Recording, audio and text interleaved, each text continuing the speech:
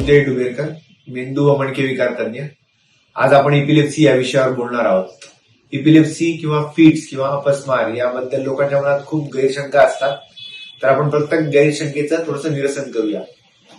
Fit आल्यानंतर आपल्याकडे सगळ्यात महत्वाची गोष्ट म्हणजे काय, कांदा देणं किंवा तोंडात काही वस्तू टाकणं किंवा चप्पल देणं नाकाजवळ, या सगळ्या गोष्टी केल्या जातात. या सगळ्यात चुकीच्या गोष्टी आहेत. या गोष्टी करायला नाही पाहिजे. ज्याला फिट आले आहेत त्याला फक्त एका कुशीवर झोपून देणं, जेणेकरून त्याची जीभ मागच्या भागात न जाऊन आणि त्याला श्वास घ्यायला अडथळा होत नाही, या गोष्टी करणं. कुठल्याही भागाला रिस्ट्रिक्ट करण्याची गरज नसते. त्याचे कपडे थोडे टाईट असतील तर मोकळे करा, लूज करा. या सगळ्यात महत्वाच्या गोष्टी असतात. सो चप्पल, कांदा वगैरे या सगळ्या गोष्टी करायच्या नाही. तोंडातही काही गोष्टी टाकायच्या नाही. दात खिळी बसली असेल तर ती सुटून जाते. 99% फिट्स या 3 मिनिटात संपत असतात. त्याच्यानंतर पेशंट शुद्धीवर यायला थोडा वेळ लागत असतो. दुसरी मिसकन्सेप्शन लोकांमध्ये अशी असते, फिट म्हणजे देवाची काही करणी आहे किंवा बाहेरचा काही प्रकार आहे. फिट्स म्हणजे आपल्या मेंदूतील इलेक्ट्रिकल ऍक्टिव्हिटी जास्त प्रमाणात झाल्यामुळे झालेला असतो. याच्यात कुठलाही बाहेरचा काही प्रकार नसतो आणि सगळे फिट्स हे बरे होणारे असतात. बरे जरी नाही झाले, काही प्रकारात सर्जरी करता येते, सर्जरीने बरं होतं आणि कंट्रोल करणं खूप कॉमन असतं.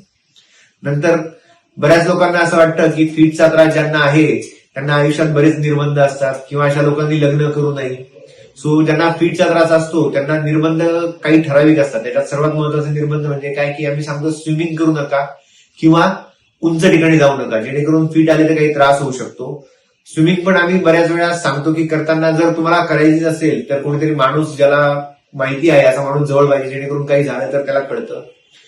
आणि दुसरी गोष्ट म्हणजे की लग्नाच्या बाबतीत लोकांच्या खूप गैर समजुती आहेत. त्याच्यात की कोणाला फिटचा त्रास असेल तर त्यांच्या मुलांमध्ये जेनेटिक एपिलेप्सी म्हणजे आई वडिलांकडून मुलांमध्ये होणारी एपिलेप्सी फार कमी प्रमाणात असते, 1% कमी असते.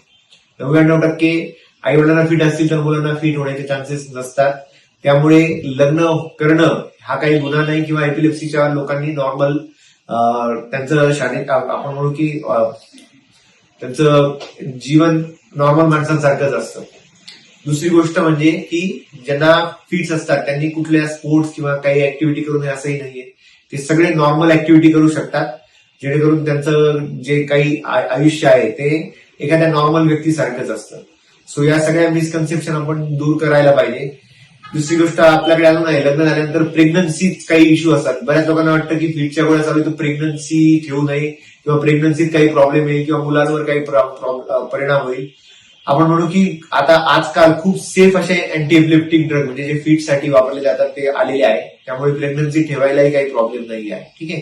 सो या सगळ्या ज्या काही समजुती असतील त्या आपण दूर करूया. आणि एपिलेप्सी म्हणजे फार गंभीर आजार नाही किंवा आपण म्हणू काळजी जर व्यवस्थित घेतली आणि त्याच्यातल्या काही समजुती दूर ठेवल्या तर आपलाच फायदा होऊ शकतो. धन्यवाद. थँक्यू. एपिलेप्सी हा एक न्यूरोलॉजिकल विकार आहे ज्यामध्ये वारंवार फिट्स येतात.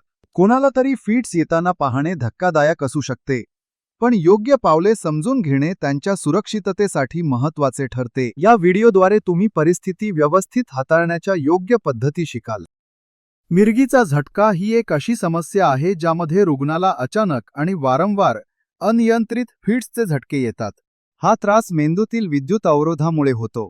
तुमचं प्राथमिक उद्दिष्ट म्हणजे त्या व्यक्तीला इजा होण्यापासून वाचवणे. जर ती व्यक्ती उभी किंवा बसलेली असेल तर तिला हळुवारपणे जमिनीवर पडून राहण्यास मदत करा. फिट्स आलेले असताना त्या व्यक्तीला कोणत्याही कठोर किंवा धारदार वस्तूंपासून दूर ठेवा, जेणेकरून तिला इजा होणार नाही.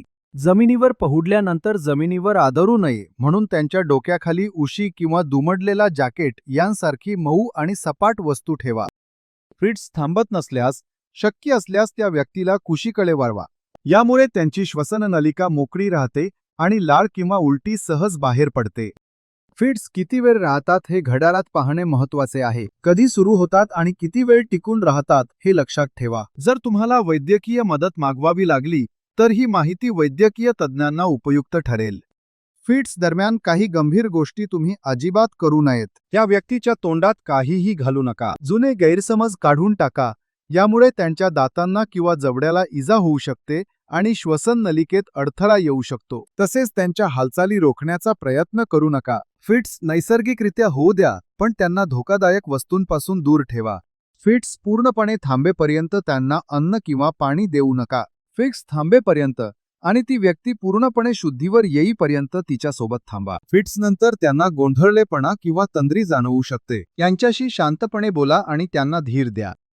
आपत्कालीन वैद्यकीय मदत कधी घ्यावी हे जाणून घेणे आवश्यक आहे. जर फिट्स 5 मिनिटांपेक्षा जास्त वेळ राहिले, जर त्या व्यक्तीला सतत फिट्स येत असतील आणि मध्ये शुद्धीवर येत नसतील, जर फिट्स दरम्यान इजा झाली असेल, जर फिट्स नंतर श्वास घेण्यास त्रास होत असेल किंवा त्यांना पहिल्यांदाच फिट्स आली असेल, तर त्वरित वैद्यकीय मदत घ्या. या सोप्या पद्धती समजून घेतल्यास तुम्ही मिरगीचा झटका येणाऱ्या व्यक्तीला चांगला आधार देऊ शकता. माहिती मिळवत राहा आणि लक्षात ठेवा की तुम्ही शांत आणि योग्य पद्धतीने केलेल्या कृतींमुळे खूप मोठा फरक पडू शकतो.